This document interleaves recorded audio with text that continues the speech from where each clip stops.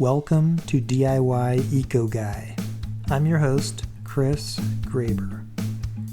I'm an engineer, a nature lover, and I'm concerned about climate change. This podcast is about simple DIY sustainability solutions you can implement in your home and community. I do the research and tackle projects at my house and share what I've learned with you. So let's have fun while making an impact on our world, one action at a time.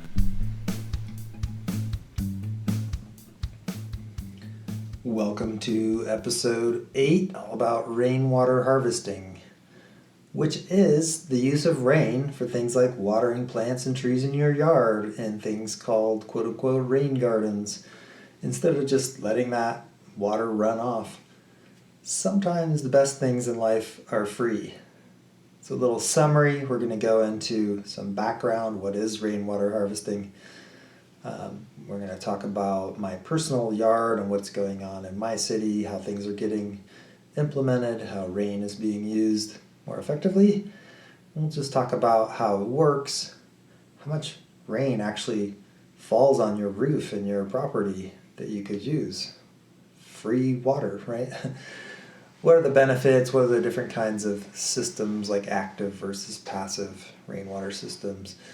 Talk about some resources and things like that. So you can also see my blog at DIYEcoGuy.com for more links and videos and pictures of rainwater harvesting being implemented in my yard. So what is this? Why should you learn more about it?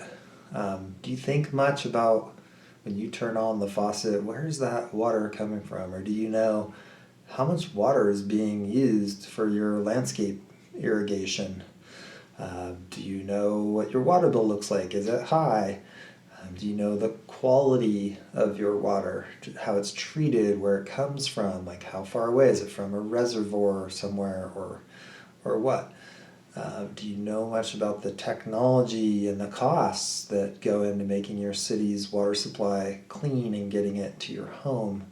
A lot of different background questions here, but just some things to think about. Those are things I've thought a lot about, especially after doing some tours that a local nonprofit had here in Tucson, where people's homes had just, like their yards, had been totally transformed using these techniques that have kind of been mastered here, or remastered since the very old techniques. So, yeah, there are different options for what water you can use. You might not know much about it or think much about it, but rainwater harvesting, it's actually an ancient practice. It's very inexpensive often. It's very effective. Yeah, it's been used around the world for a long, long time. Its brilliance is in its simplicity. Nature and gravity basically do all the work. So it's well known in places here, like in the desert in Tucson where I live, but people often don't realize it can be very helpful in a lot of different regions. So areas with heavy rainfall and flooding, etc., they might benefit as well, because rainwater on a property can be set up so that it gradually infiltrates into the soil on that property and replenishes groundwater stores far below, versus just becoming runoff and like overwhelming our man-made drainage systems in our towns. Also, you might have heard of zero-escape, drip irrigation, things like that, ways to use less water, but rainwater harvesting sort of takes things one step further. When you pair the rainwater harvesting with native plants and trees that are suitable for your area, it can be really efficient and really beautiful. For example, in my yard, we're growing a fig tree, and we have what's called the pollinator gardens. We get lots of bees and other fun creatures checking out our yard. It's really fun. So in my yard, yeah, as I mentioned, I saw some other projects around town. There are, residential lots that people have transformed with some help. And there are also lots of, city lots and commercial lots and stuff that are using this as well. one of the main things I want to emphasize is it turns out rainwater is often very pure and the plants just love it versus city water. Like our city water is not necessarily the greatest. It's very hard. Kind of seems like it takes a lot of it, at least in my yard, to keep the plants happy. But you compare that to how they look after a rain event, and you could just see it. The plants just instantly transform and look really, really happy with rainwater. So, yeah, I mentioned the local nonprofit here. It's called Watershed Management Group. They're experts in this, and they do courses, certifications. I actually took a course and got a little bit of a rebate from Tucson for doing my project. So it's pretty cool. You can just kind of learn on your own. There's some good books and stuff, but I really do suggest if there's a course you could take or more learning to do in your area, or contact Watershed Management Group and ask them for some more ideas or resources. They're a really great group of people. So they ended up creating a plan for our yard, basically like a landscape plan. And so they decided, okay, what water is going to come from what parts of our roof and lead to what parts of our yard, and how are we going to use that water in the yard? Where will it flow and collect in different basins or depressions dug in the yard? Where will it overflow to, and things like that. So a major feature of our design is it has a pollinator garden section, so that's really cool. Like I mentioned, it draws bees, birds, and other pollinators, and it's really cute. Our dog likes to walk around and smell everything in that area, so that's fun to watch as well. So over time, I implemented and interpreted the plan and applied it, mostly just using a $10 shovel from Lowe's, and just a lot of digging and a lot of work. And it's actually a lot of fun to transform the yard. It used to just be all rock, totally boring, just a few plants and really hot, just kind of desolate looking. And now it's getting prettier and prettier as all the native plants are getting established and trees are popping up, and it's doing well. It's fun to watch the transformation. It looks much more beautiful. So I also read Brad Lancaster's books. You should check them out. You should see his site, harvestingrainwater.com. He's from Tucson. He has just so much thoughtful work here. His work's really comprehensive. It integrates permaculture themes. Just please take a look. Check out his neighborhood. It's called the Dunbar Spring neighborhood here in Tucson. That's definitely worth a visit. Or I have a Google Street View link on my article on DIYEcoGuy.com if you want to just see what are all these trees and stuff looking like. Look at all this shade in this neighborhood. This is cool. So on the streets around that neighborhood, they've helped implement a lot of these techniques, and they have little educational guides as you walk around. It's all these nice shady paths. He also has neighborhoodforesters.org, which you could check out. So that's kind of working with the larger community in Tucson, and helping train. He calls them citizen foresters. So and he calls it planting the rain and tending the rain. So rain comes in and you can divert it and use it, quote unquote plant it, and then you can grow trees and shade and food forests, etc. So it's pretty neat what's going on here. And like I mentioned, if you wanted to, especially if you live in Tucson, and you wanted to have some consultation done, check out Watershed Management Group. They also, have the classes I was talked about, including gray water, which I'll also go into. I also want to mention, if just anywhere you might live, there's a Facebook group, Tucson Water Harvesters Facebook group. It's a really helpful community. So no matter where you are, if you had some questions or you wanted to see how things are getting implemented, go on there. Lots of really cool people, lots of great information to read about there. I actually had one of their folks come out to my yard after I had implemented a bunch of the basics, just to kind of review and suggest, oh, you could do this a little differently or add this to that over there and things like that. Super, super helpful. Just a lot of knowledge there. Some of these people have implemented projects in, just many, many yards throughout our region. So there's a lot to learn from, these guys are the experts.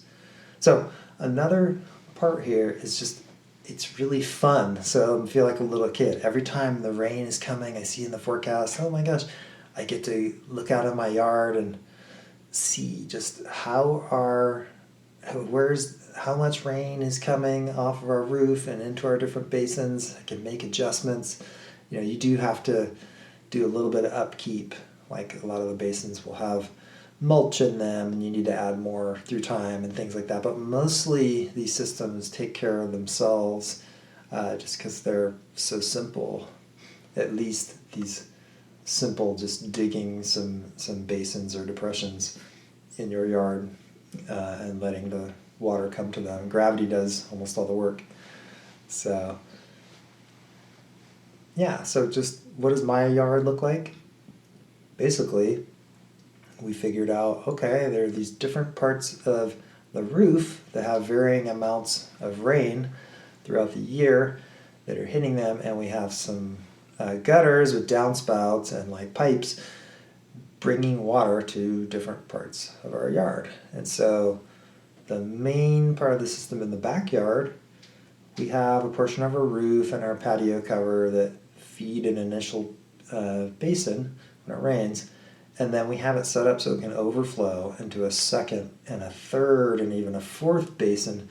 Those are covering basically a large part of our backyard. So it's really cool to watch that. Now we have other portions of our roof that feed to other areas on our side and front yards in much the same way. We have a storage shed out back. That roof has water that then gets diverted to a northern part of our yard. So that's kind of what it looks like in my yard. But think about your property if you own a home. Just how large are your roof surfaces? How much does it rain in your area? Where could water be used for free in your yard to make the plants happy? And if you're in an apartment, you might want to talk to management about this topic or talk to your city because it might actually save apartment complexes money because landscaping takes a lot of water. Kind of more on that later here coming up. But this is something that can be implemented on almost any property anywhere, really. So part of this is just, it's a different paradigm. It's thinking differently. As humans, we're really smart, we're really high tech. We often do things for short-term gain. This is sort of flipping the script. So this concept of rainwater harvesting just really makes sense to me. And of course, your city, your exact situation will differ. But for example, Tucson has a residential guide document. It shows that for landscaping, for water used in yards, on average here, and for a residential home, it's about 45% of a home's water it gets used for landscaping. I mean, that is a lot. So imagine if you could drastically cut down on that number just by using the rain that falls on your property, like I have. So yeah, just on average here in Tucson, I have a little graph here. Outdoors is 45%.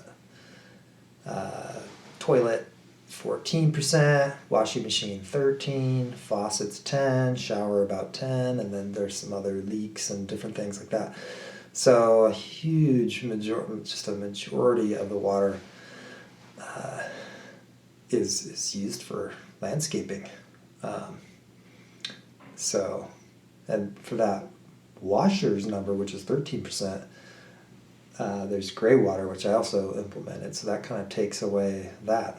Basically all of our washing machine water goes out to the outdoors. So that when combined with using rain off the roof, the amount of water that we're having to use to water our plants in our yard, and changing up all the plants too so they're native, don't require much water, it's really making a massive difference. I remember when I was a little kid, I found out like, oh, some food isn't organic, like it has like chemicals and pesticides. Like, why would you do that? When it wasn't like that for so long. Obviously, greater yields and things like that. But this is sort of a similar kind of phenomenon, sort of similar kind of theory here. So now I sort of think, after I've gotten into rainwater harvesting, why isn't it just set up across the world as the default design for many residential and city water systems, and then have supplemental water from our more modern systems that require dams, pumping water, treatment facilities, and then you have, channelized storm runoff, and you're overdrawing groundwater potentially, and et cetera, et cetera, et cetera. So it's just a different paradigm. Like, to water your yard, do you really need to use a bunch of energy and technology to move this water a great distance and treat it? And then also just the design of our yards. Just a lot of, concrete driveways and drainage, like water systems to have the water flow away from your home, become storm runoff. So anyway, another thing is, you might have wondered why we use treated potable drinking water to flush our toilets, for example. Seems kind of wasteful, haha, there's a pun. In a lot of the developed world, this high quality potable water is used for all end uses in a home, which maybe not the best design. It wastes a lot of money and energy, has unnecessary environmental impacts. So using rainwater for non-potable water uses like toilet flushing and irrigation, it might be something to consider. Communities are working to redefine what water is appropriate for different uses, and new, or in some cases actually old, thinking about free rainwater is helping to update city water systems. Kind of undoing some of our high-tech, brilliant ideas that we've come up with that maybe aren't that brilliant in the end. So, just a couple of terms here. You might hear of passive or active rainwater harvesting. Passive is what I have set up in my yard. Our design included the option to put a giant water tank or cistern in one area of our yard next to our home. We haven't done that yet, just due to the cost, but there's also a rebate in Tucson for some of that cost. So those systems with the tank, those are called active harvesting. So if you're just digging basins in your yard, that's passive. If you have a tank, that's active.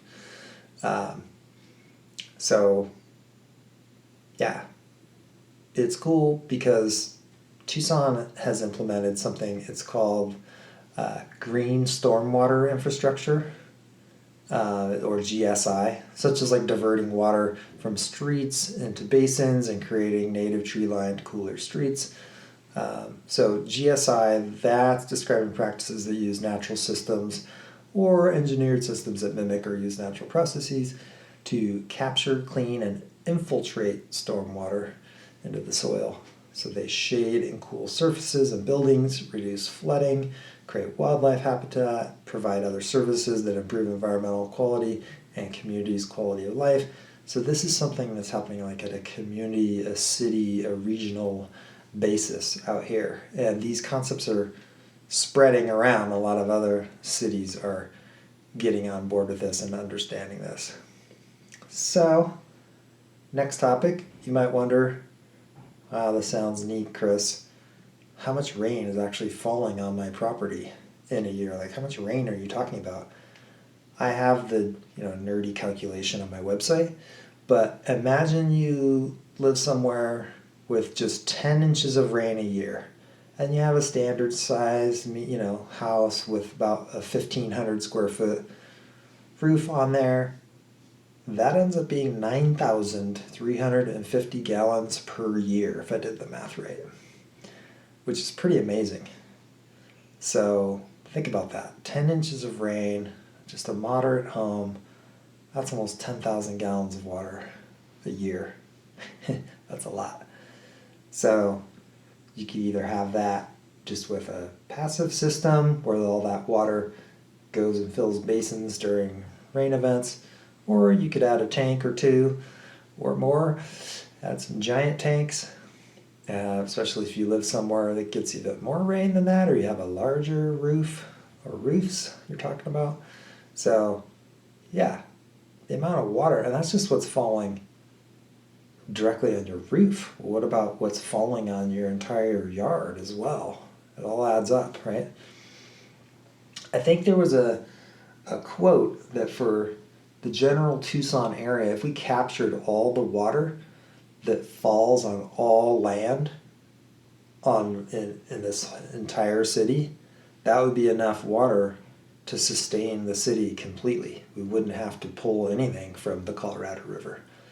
So the volume of rain hitting the earth in a city, it's a massive volume of really clean and free water, right? So we might want to think about this some more. Now, you don't always have to go and purchase these big, expensive tanks and cisterns. Actually, often step one that's suggested is like doing what I did. Get a plan for your yard, dig basins, and divert water from your roof to fill them up. Just do a passive system to start and see how that goes. And yeah, put in native plants and trees and shrubs and just see how it goes. If you do go the tank route, you might want to think about getting one that's relatively large or multiple based on the calculation I mentioned. Like, think about your yard and what that looks like. Some people do use a smaller drum, like 50-gallon drums, or even like string them together, and that's great. Any water you're using, any rain, that's cool in your yard, but those will just fill up really quickly. So just think about that. And also a misconception, like I mentioned, rainwater harvesting is not only for people living in the desert. There are a lot of benefits for a lot of different regions, right? So, yeah, like we mentioned, benefits. It takes a lot of energy and resources to treat the city water, and there's a lot of evaporation that happens here. It's called the CAP project, where we pull the water from far, far away in these open aqueducts in blazing sun. That doesn't seem like the smartest design long term, right?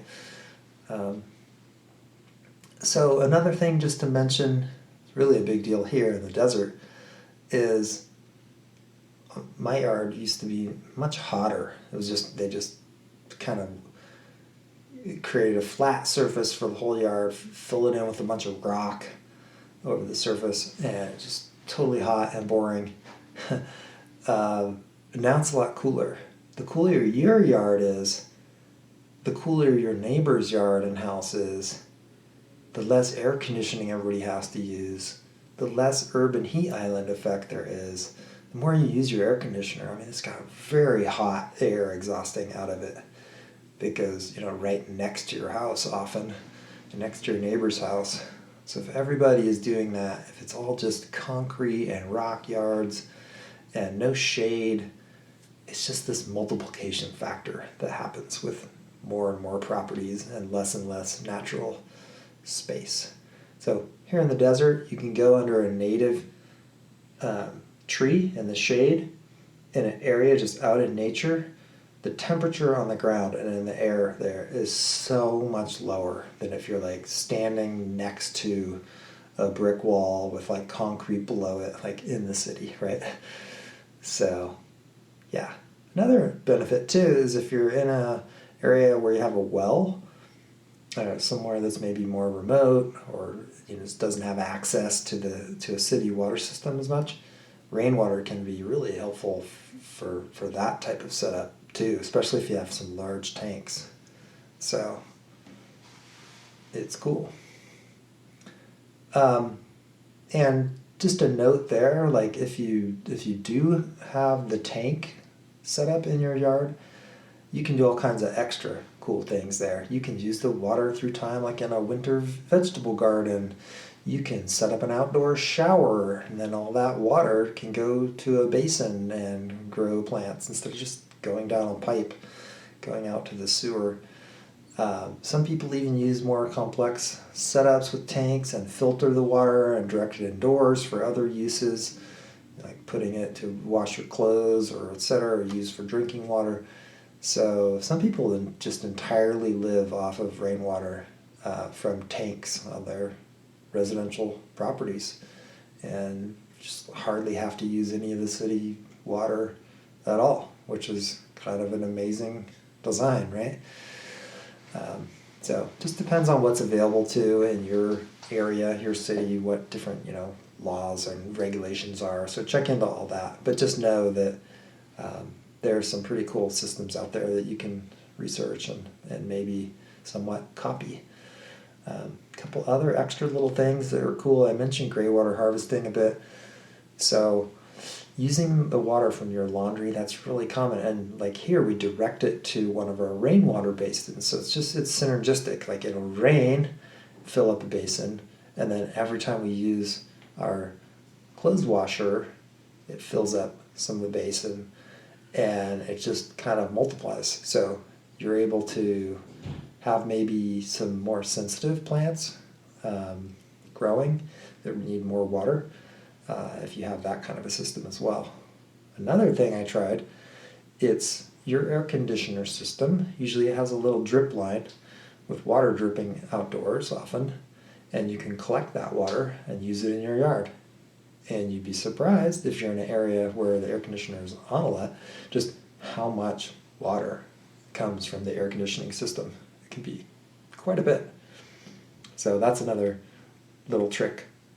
So yeah, if you want to learn more, feel free to ask me any questions. Look at my DIYecoguy.com site for this article. Look at different links and information there. Definitely check out harvestingrainwater.com from Brad Lancaster. Really cool. If you're more into this, check out his books. Get some of those. Read those things cover to cover. They're really great. Do Google search for Tucson and what they're doing here. Kind of learn about that. Look at their residential rebate programs. Look at their storm to shade program or green stormwater infrastructure and other things like that. It's just a lot of information out there for you to check out and have fun with it. All right. I'd love to hear from you. My email is chris@DIYecoguy.com. I'm on social media @DIYecoguy. Do you have any questions, topics you'd like me to cover? What's your perspective? What are you curious about? I'm here to help make sustainability more simple. So I look forward to sharing more with you on the next episode. And until then, thanks for listening to the DIY Eco Guy podcast. Take it easy and get rad.